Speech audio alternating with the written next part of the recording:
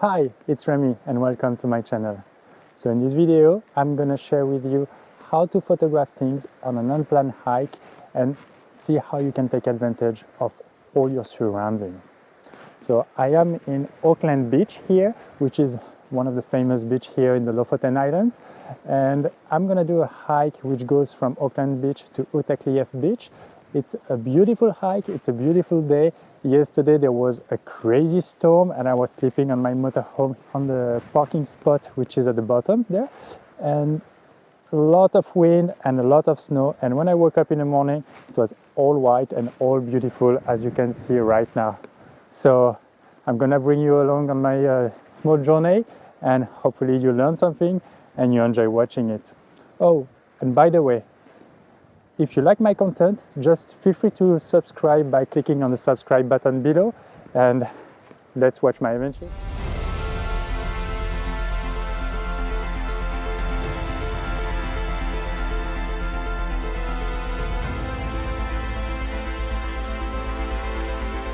So as I was walking around the way, I just found out those beautiful ice shapes here, and they're actually subject I really taking photographs. And now I would like to take the opportunity because there is kind of a way to pass the camera behind.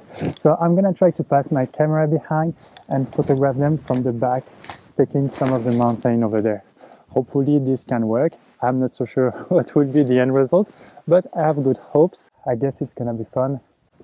So the tricky thing here is actually, first of all, to get behind it without breaking them all. And this is like something you need to be careful because they are very fragile pieces of ice. And then the second thing is I don't really put my tripod here. I could, but I'm not sure that would be very practical and there would be really a risk of breaking them all. So I'm trying to avoid this. And so the thing is to remain stable, try to take some few shots because you need to keep your focus like from front to back. So you want to focus on several points and then do a focus stacking in post-processing. I'm going to talk about this in another video. And so that's really the two difficult things here. And now I'm going to continue shooting them a little bit because they are melting and I want to ensure to capture them properly.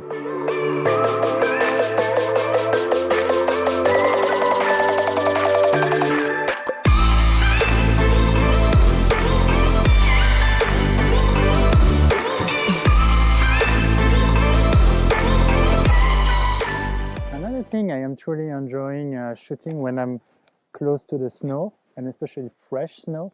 These are the shapes created by the wind and the fresh snow.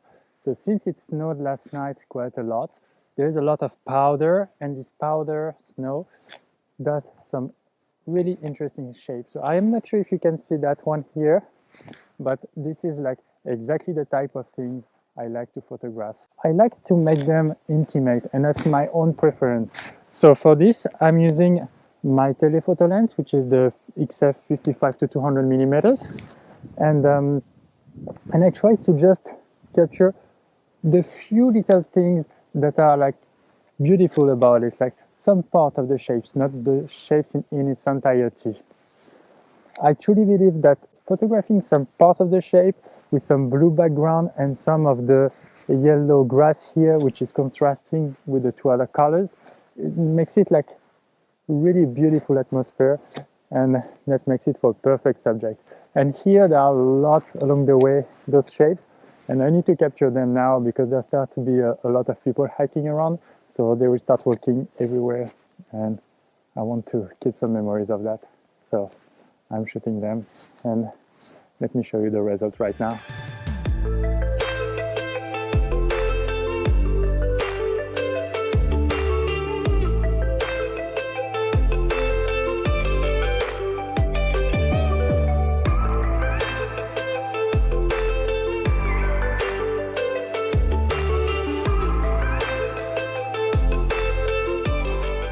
The beautiful thing about using a telephoto lens that when you don't really have any other options, like here using my wide angle lens will not really make sense. The mountains are like too far away and I would not be able to capture them properly, especially not to give them the importance they have in the frame. So using the telephoto lens is a very good option here. I can just focus on them isolate what I want to isolate, and work with what I have and create beautiful imagery. I am even actually thinking that would be amazing black and white photographs. I might just try to post-process them as such and see what the results will be. I'm pretty sure that could be really interesting. So yeah, having a lot of fun shooting in this hike.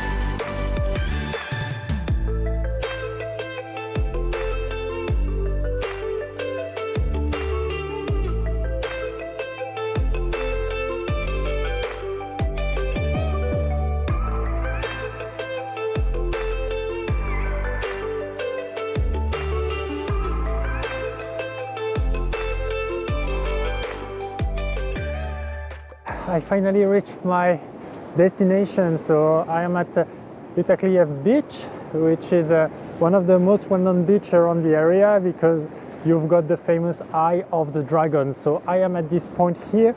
The Eye of the Dragon is just at the bottom here.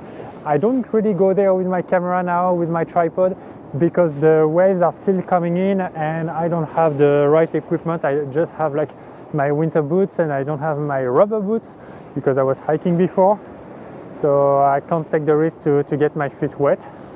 But I still have nice composition and I managed to go down to photograph this the Eye of the Dragon, which is quite nice. I mean, it's kind of the one thing to do when you come here. Not sure you can hear me well, but here there was like a big wave, so wait a second. So I'm actually using here an ND filter, 6 dots and a polarizer to avoid any reflection in the water. That helps for something which is more harmonized together. And the location is really amazing because you really have the foreground here that leads you into the picture until the mountain, which is right in front over there. And this is really just pure joy. So yeah, having a lot of fun here and trying to catch the waves as I can. I'm gonna move a little bit further on the beach over there because there are like some nice stones that could be a perfect foreground to catch the beautiful mountain in the background. So see you there.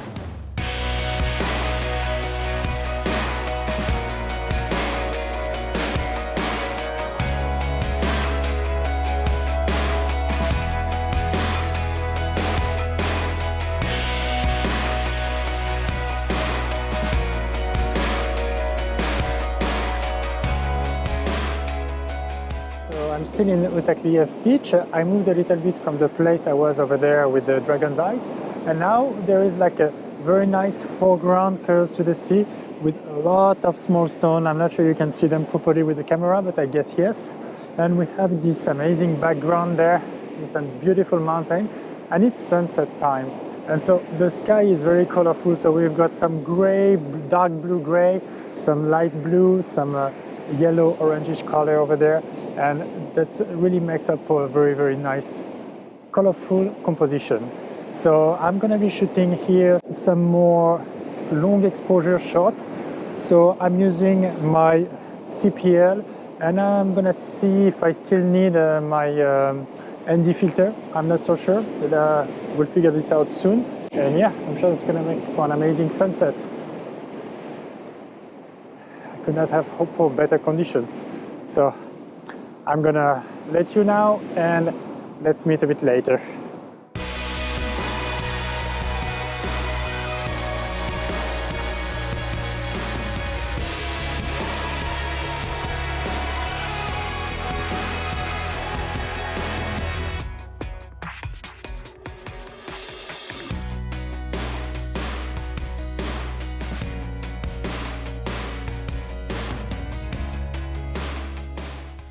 Okay, I'm back in my motorhome and I could not have actually been happier about my day. I had a great walk, had nice light, had a great sunset, and of course a few nice photographs, so I'm quite happy with all of that.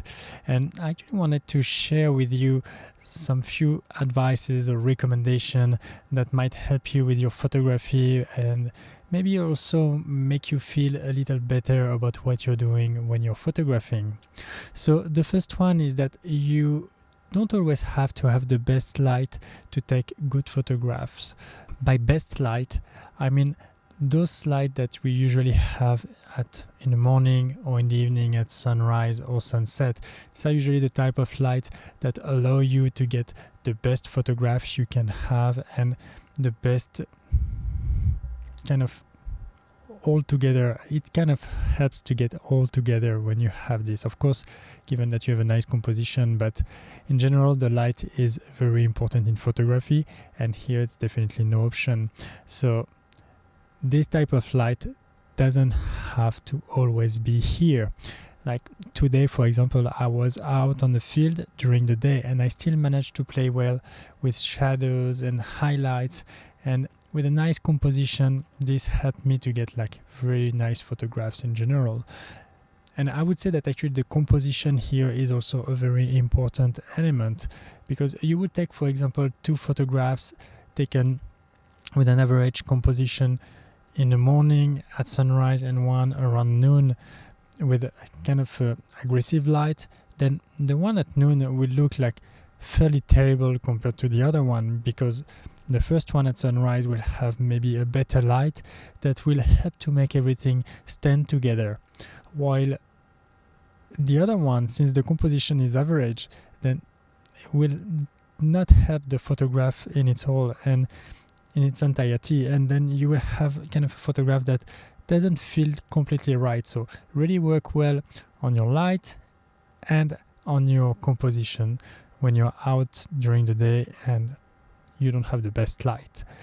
Then the second advice that I can give you is that you don't always have to plan your shooting. It's sometimes just good to go with the flow and not to have to stress yourself out with planning, with having everything perfect and so on. Sometimes you just plan so much and you arrive on site and then you get totally disappointed because the light maybe is not here, maybe the weather is terrible, maybe there is an event on the location you were planning, maybe there are like a lot of people, whatever it can be. And so that these are like all kind of things that are out of your control, even though you can predict a little bit, like for example the weather, but in general all these things are out of your control and it might be disappointing. But in the meantime, I don't say that you should not plan at all, because if you go, for example, on a 1 or 2 week trips for photography, then you have to plan. You have to make sure everything is alright, that you go to the right place, that you have your sunrise and sunset almost every day planned, that you know where you will be. That's definitely something you should do, and I can only recommend this like 100-200%. Like, don't pass on to this, but sometimes just accept to not plan and just go. And that actually brings me to the third point here, that when you don't plan, it leads you to go with your creativity and maybe experiment in some stuff.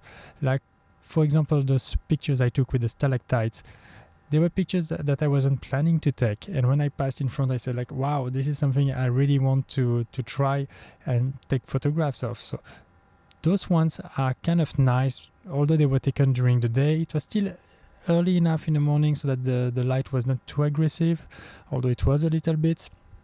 But this is now something I know how to approach it next time I'm facing this, let's say, in a perfect light. Once again, sunrise or sunset light. I will feel more comfortable facing those kind of things. So it helped me to experiment. It helps me to train myself on new composition, on new style, on new type of photographies that I never done before. So in this case, that's really something you should look forward to. Like, going out and experiment, because sometimes you would just take your photographs and not get any good photographs, and that's okay. Maybe you made a lot of mistakes that day, and that's again okay. Then learn from the mistakes you made that day and try not to reproduce them next time, so that you get better photographs in general. So these are the 3 advice I wanted to recommend you today. I'm just repeating them very quickly. 1, you don't have to have the best light to make good photographs. 2, you don't always have to plan your shooting, although that can be helpful if you go on a long-term trip, on a longer trip far away for photography. And 3, not planning will help you enhance your creativity and help you train yourself. That's already the end of this video, and I truly hope that you enjoyed watching it, that you enjoyed watching the hike, that you liked the pictures I shared with you today, that you learned something, obviously, because that's the goal of those videos.